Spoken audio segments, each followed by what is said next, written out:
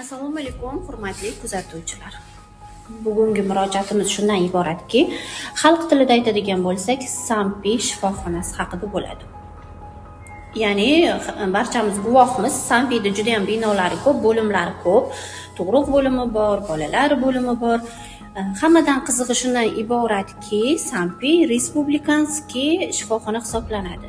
Ya'ni kim qandaydir holat bo'ladigan bo'lsa, butun to'laqonli viloyatdan tashrif buyurishi mumkin bemorlar. Nega aynan shunday bemorlarni qabul qiladigan shifoxonada kerakli bo'lgan jihozlar yo'q? Xuddi shu shifoxonaga men ham yaqinimni olib keldim. Ya'ni o'sha jajji bolajonni olib keldik, bolalar bo'limiga. Ko'zida muammo bo'ldi, ya'ni baxtsiz hodisa deymiz buni.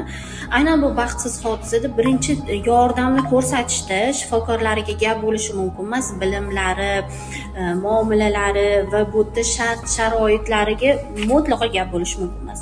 Meni murojaatim shundan iboratki, ya'ni kelganimizdan so'ng birinchi yordamni ko'rsatishdi, jarrohlik amaliyotlari o'tdi va lekin tekshiruv jarayoni uchun bizni частный klinikaga yuborishyapti.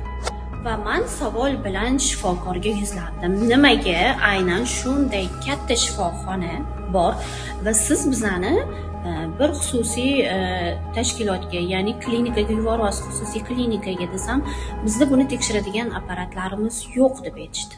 Nega? Ya'ni Sog'liqni saqlash vazirligidan byudjet ajratiladi.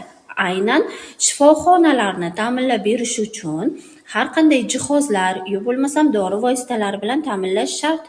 Bunga ajratilgan byudjet qayerga ketyapti? Menga juda ham qiziq. Buni oqibatida viloyatdan kelgani bor, misol uchun sharoiti ko'taradigani bor, sharoiti ko'tarmaydigani bor.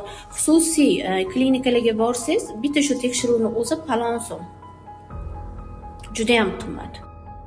Puli yo'q odam nima bo'ladi? Ya'ni tekshiruvga pulini topa olmaydi, yo bo'lmasam o'sha muolajani ola olmaydi-da, ertaga qandaydir holatda ko'ziga ziyon, yo bo'lmasam sog'lig'iga qandaydir ziyon bilan qolib ketaveradimi? Qayerga qaryapti kerakli tashkilotlar? Mening murojaatim shundan iboratki, ta'minlab qo'yishingiz kerakmi? Ta'minlab bering. Aynan shunday shifoxonalarni ta'minlab bering. Shunaqangi ishini ustalari bo'lgan shifokorlarni ko'rib men xursand bo'ldim. Apparatning nomi ham vitrial, ya'ni ko'zning orqa qismidagi bo'lgan muammolarni bartaraf etuvchi apparat ekan. Bu juda ham zarur. Aynan muhim. Hozirda kerak bularga. Somita bo'lajak kelyapti har xil holat bilan. Murojaatim shundan iborat. Kerakli tashkilotlar mas'ullariga, Sog'liqni saqlash vazirligidan har qatdan byudjet ajratilyaptimi?